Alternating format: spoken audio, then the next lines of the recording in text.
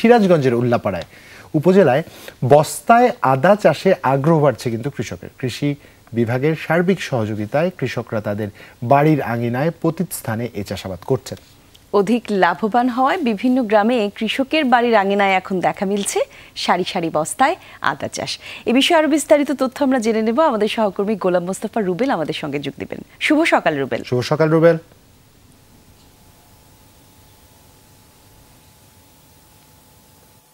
শুভ সকাল জুবাইর এবং কলি, সেই সাথে সকালে বাংলাদেশের সকল দর্শকদের। প্রিয় দর্শক, আপনারা জানেন যে সিরাজগঞ্জ জেলা কৃষি নির্ভর একটি জেলা। এই জেলায় কিন্তু সবচেয়ে বেশি কৃষি উপর নির্ভরশীল এবং কৃষিতে কিন্তু প্রচুর পরিমাণ যে সমস্ত ফসল রয়েছে, সবজি রয়েছে, সবই কিন্তু সিরাজগঞ্জে উৎপাদন হয়ে থাকে। এর ধারাবাহিকতায় কিন্তু সিরাজগঞ্জে কৃষি অধিদপ্তর তারা কিন্তু এই অঞ্চলে মশলা জাতীয় ফসলের ব্যাপকভাবে চাষ করছে। দেখার চেষ্টা করে আপনি দেখতে পারবেন এখানে কিন্তু তারা আদা চাষ করছে বস্তায়।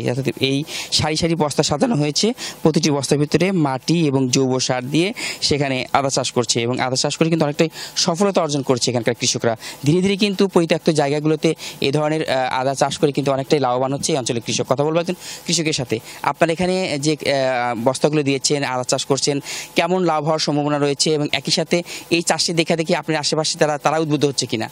জি, আর এখানে যে মানে উপজেলা কৃষি অফিসারের মাধ্যমে আমি উদ্বুদ্ধ করে আমার অনাবাদী আমার বাগানের নিচে এই প্রতি জায়গায় আমি এই আদা চাষ করেছি। আমি আশা করি যে বেশ ভালো লাভ হবে।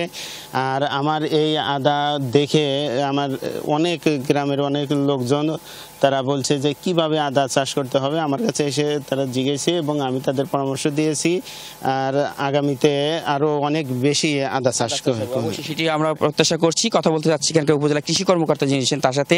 এই যে একদম মাঠ পর্যায়ে এসে আমরা দেখছি একদম পরিত্যক্ত জায়গাগুলো, যে মাননীয় প্রধানমন্ত্রী বলেছেন মানে এক ছোটা জমি যেন অনাবাদী না থাকে, সেটা লক্ষ্য করে কিন্তু দেখছি এখানে আপনি আদা চাষ করছেন এবং বিভিন্ন জায়গায় উদ্বুদ্ধ করছেন। কৃষককে কীভাবে উদ্বুদ্ধ করছেন? আপনার জেলায় মোট কত হেক্টর এলাকাতে জমিতে আদা চাষ হচ্ছে?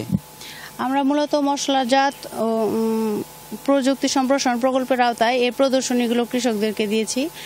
আমরা প্রদর্শনীর মাধ্যমে কৃষকদের দেওয়ার পাশাপাশি আশেপাশে যারা কৃষক আছে তারা উদ্বুদ্ধ হয়ে প্রায় আমার উপজেলায় এ পর্যন্ত প্রায় 12,000 বস্তায় আদা চাষ হয়েছে।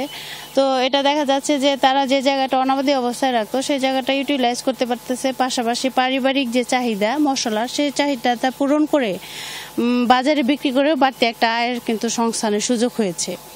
এখানে দেখা যাচ্ছে যে যেমন এই আম বাগানটাতে ওনারা একটা এই সময়টাতে কোনো কিছু করতো না, যে মশলা জাতীয় ফসলে যে চাষাবাদ করতেছে একটা লং টার্ম সিজনে 2টা ফসলের বেনিফিট কিন্তু সে পাবে। এই যে কৃষকদের কিভাবে উদ্বুদ্ধ করছেন এবং আগামীতে কত সম্ভাবনা রয়েছে?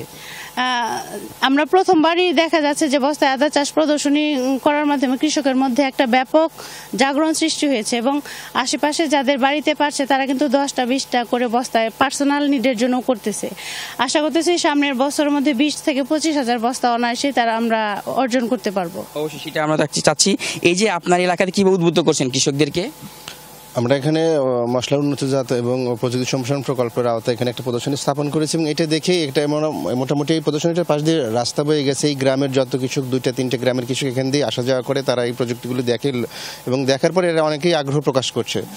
তাদেরকে আমি কারিগরি সহযোগিতা দিচ্ছি এবং যে এইভাবে আপনারা এটা করেন, এভাবে জৈব সার মাটি মিক্সড করে এইভাবে করেন এবং আমাদের প্রতি জায়গাগুলোতে যে জায়গাগুলোতে একদম অবহেলিত পড়ে থাকে সেখানে আমরা এটা করে আমাদের পারিবারিক চাহিদা পূরণ করতে পারবো। এবং ইতিমধ্যে এই গ্রামে আমাদের প্রায় 25 থেকে 30 জন কৃষকের বাড়িতে, প্রতিজনের বাড়িতে, কারোর বাড়িতে 5টা ব্যাগ, কারোর বাড়িতে 10টা ব্যাগ, এরকম আরো বৃদ্ধি পাবে সেটা আমরা চাচ্ছি। প্রিয় দর্শক, আপনি যেমন দেখছিলেন আসলে পরিত্যক্ত জায়গাতে কিন্তু আসলে এভাবেই কিন্তু এখানে আদা চাষ করা হচ্ছে এবং অনেকটাই সুন্দরভাবে কিন্তু আদাগুলো চাষ করা হচ্ছে। আপনি দেখতে পাবেন বস্তাতে একদম পরিষ্কার পরিচ্ছন্নভাবে এখানে একদম জৈব সার দিয়ে কিন্তু সেই আদাগুলো চাষ করছেন। শুধু তাই নয়, মাননীয় প্রধানমন্ত্রী সেই বাণীকে বাস্তবায়ন করতে এই অঞ্চলের কৃষকরা তাদের পরিত্যক্ত জায়গাগুলোতে এভাবে বস্তায় আদা চাষ করে আনতে তাক লাগিয়ে দিয়েছেন। প্রিয় দর্শক, আপনার বাড়ির আশেপাশে যাদের আমাদের জানাচ্ছিলেন সিরাজগঞ্জ থেকে চমৎকার একটু স্পষ্ট দেখাতে পারলে নিশ্চয়ই ভালো হতো। এবং কিন্তু কারণ আমরা জানি মেঘাচ্ছন্ন আকাশে খুব স্বাভাবিকভাবেই এই মুহূর্তে রুবেল আমাদের দেখাবার চেষ্টা করছিল। ধন্যবাদ রুবেলকে।